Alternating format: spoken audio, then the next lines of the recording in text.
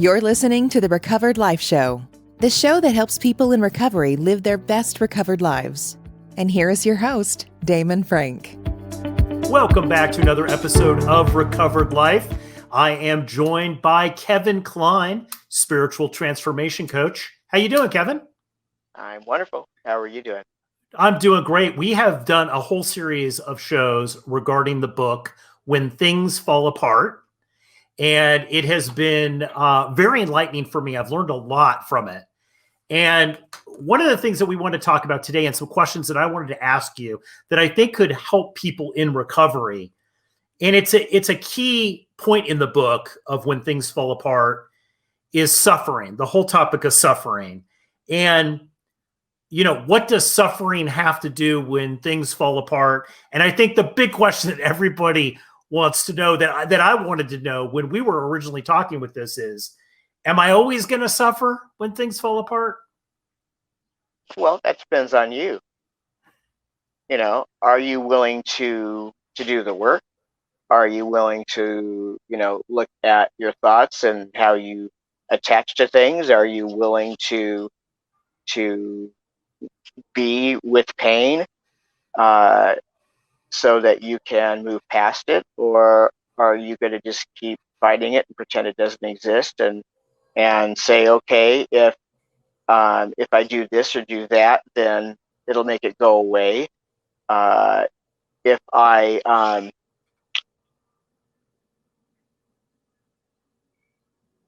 listen to my ego that says that X, Y, and Z has to happen, as opposed to, going to God, which again, I will say for everybody is the word I use for my higher power, that I let it go and I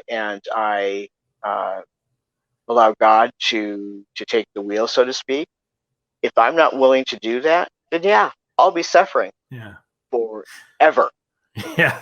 Well, Kevin, one of the things that was interesting about the first couple of shows that we did together was we talked about ego, we talked about making choices, we talked about a lot of that. And still there's a resistance to embrace things when they fall apart, because it might be somebody, right now the economy is, it's a little funky, and with COVID and everything, people are losing jobs and housing and all different kinds of things. And the first thing is when things start to unravel, things that you feel that you've had a hand in putting together, when they start to unravel, one of the first things is like, no, stop, it can't unravel because I'm going to suffer in this, right?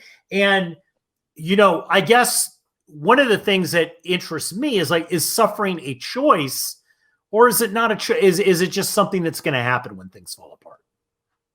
Well, pain is going to happen. We're human beings. We're always going to have pain. There's even pain in the process of things unfolding, and they're really wonderful. I'm also a grief counselor, and grief happens. And, if something changes, there's grief, even if it's going to a better thing. With the pandemic, people are so unsure of what's going to happen next.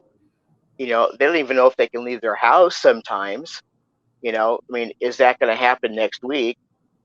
Maybe I should run out and buy, 1,500 rolls of toilet paper because, I want to make sure I have enough, right? But I don't even know why people did that. But truly, it's the lack. Suffering is I'm not going to have enough.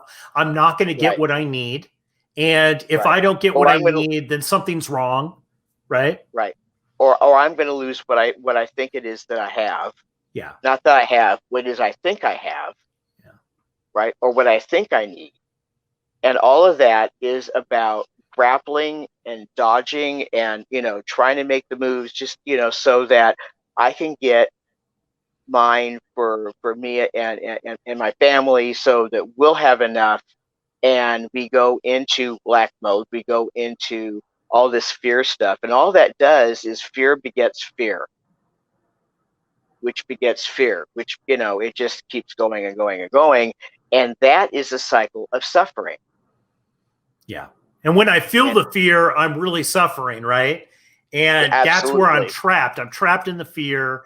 And then then my whole identity is, well, if this didn't fall apart, I wouldn't be suffering and I wouldn't have Right. the fear. Right. As opposed to going, okay, right now I'm afraid. That kind of sucks, right? But right now I'm afraid. In this moment, what exactly can I do about it? Right? I call somebody, they can pull me off the ceiling, right? Which is a really good idea, or maybe 2 people or 3 people, however many people I need, right? Yes. That reminds me that I am not the center of the universe, that it doesn't all revolve around me, and that in order for me to get out of this cycle of BS, basically, belief system, that I always like that one, BS beliefs. Anyway, okay, funny, haha. Um, that as long as I'm into that, I'm into fear, I'm into not enoughness, I'm into the world is coming to an end, I'm into, oh my God, what happens if somebody else tells me I can or can't do something? Then I'm always going to be trapped in that, as opposed to going, okay, well, maybe in this moment that's happening, or maybe in this moment I'm afraid. Why, and being willing to look at why I'm afraid, really look at it, not just saying, oh, well, it's their fault. It's not their fault. Well, one of the things Right. I've noticed with the pandemic and suffering is that people with decades of sobriety are having feelings of things falling apart and the fear and the suffering that goes along with that, just like when they first came in to recovery, right when they first got sober. It's very, very similar. And, people that are listening to the show, various ranges of recovery, right? Some people are just starting the Right. process of the journey. Other people have been in the journey for a while. But the people who have been around for a while are freaking out. A lot of people are freaking out. And, I guess the last thing that I want to ask you about suffering is, how do I end the cycle of this, right? Like, so if I see suffering in my life, if things are falling apart, what are some tools that I can apply to end my suffering when it comes to the fear of things falling apart? Okay. The first and biggest one is ownership. I have to own that that's what's going on. I have to own whatever it is that I'm feeling or I'm thinking, I'm doing it. It's not that there's a pandemic. It's not that there's a particular somebody in the white, it doesn't matter. It doesn't matter if, like, my girlfriend screams at me. It doesn't matter, if somebody cuts me off on the freeway. It doesn't matter. It's still my responsibility, because I can't surrender what I don't own. I can try to surrender you, but, I've tried that before. No, I'm kidding. But, if I try to surrender something that which isn't part of mine, it doesn't do any good, really. I mean, maybe it helps a little bit, but I have to own what it is that I'm going through. When the first shutdown hit, and thank God there were some Zoom meetings I could hit, right? Because the internet is our friend. So, when it first hit, I freaked out. I freaked out for a few days, and I talked about it in a meeting, and and I have a lot of time, right? I have decades, and someone that doesn't, he was fine, but that he'd been out hiking with a friend and doing all these things outside, which is like, I'm sorry, what part of shutdown did you not get, right?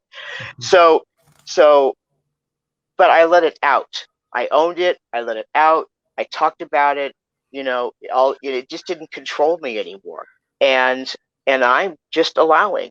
I surrendered to this. Surrendered. It's like faith. People don't want to talk about that word either, but faith is only faith when it's all you're hanging on to. If I'm still trapped in my ego and it's whirling dervish, sorry, I shouldn't do that with Sufis. It's whirling BS, that I'm going to stay in that, and it's going to make more of that, and I'm going to be more and more and more uncomfortable. If I say stop, enough of this, that's not my truth. The truth is that God is my source. God is my supply. I'm fine. I have a roof over my head. I have food in the refrigerator. I've got people I can talk to like Damon. I'm fine. And it's not the other version of fine, but I'm okay. Yeah. And I have to stop and do that. Yeah, bringing it right back to the here and now, that in this moment that you're fine. And that, I've also found one of the things that I've gotten from this, just to kind of wrap up this episode here, one of the big things that I've gotten from this series of conversations with you about the book When Things Fall Apart is also just reframing and that surrendering is reframing that this is all good, this is all bad, this black and white thinking, right? And I'm finding, what I did is I look back in my life and I thought, wow, many things that fell apart in my life were such a blessing. And I'm so glad it happened. And I think the tips that you just gave on ending the suffering and how to end the suffering are huge takeaways. And we want to continue this conversation on Recovered Life, which you can log on now. We're going to have a conversation. You can also access Kevin there. And we look forward to everybody seeing you on Recovered Life and continuing this conversation. Yes. Thanks so much, Kevin. Thanks, David. Bye. Bye. Keep the conversation going. Join Recovered Life, a community of like-minded people who are looking to live their best recovered lives. Membership is free, and you can apply at recoveredlife.us.